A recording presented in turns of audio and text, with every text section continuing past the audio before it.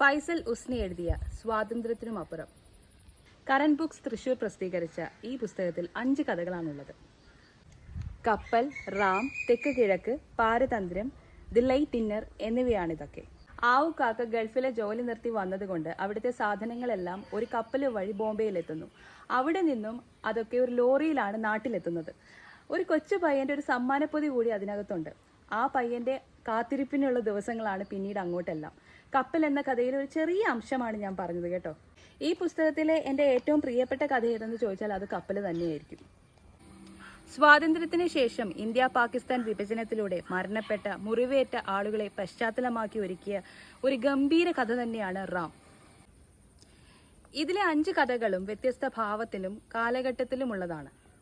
ഇതിൽ കുറച്ചെങ്കിലും നീരസം എനിക്ക് തോന്നിയത് തെക്ക് കിഴക്ക് എന്ന കഥയാണ്. ഒരു പക്ഷേ ബാക്കി എല്ലാ കഥകളും അത്രത്തോളം മികച്ചതായതുകൊണ്ട് എനിക്ക് തോന്നിയതായിരിക്കാം. ഒരു എഴുത്തുകാരന്റെ ജീവിതം കേന്ദ്രീകരിച്ച് എഴുതിയ പാരതന്ത്ര്യം, അതുപോലെ വർഷങ്ങൾക്കു ശേഷം കണ്ടുമുട്ടുന്ന 2 കൂട്ടുകാരികളുടെ സംസാരങ്ങൾ വിവരിക്കുന്ന ദി ലേറ്റ് ഡിന്നർ, ഇതെല്ലാം എനിക്ക് പ്രിയപ്പെട്ടത് തന്നെയാണ്. എൻ്റെ ലണ്ടൻ നാളുകളെ ഓർമ്മിപ്പിക്കും വിധം സൗന്ദര്യം ദി ലേറ്റ് ഡിന്നർ എന്ന ഈ കഥയ്ക്കുണ്ടായിരുന്നു.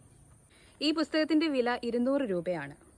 അപ്പോൾ വായിച്ചു നോക്കൂ ഫൈസൽ ഉസ്നി എഴുതിയ കറന്റ് ബുക്സ് തൃശൂർ പ്രസിദ്ധീകരിച്ച സ്വാതന്ത്ര്യത്തിനുമപ്പുറം.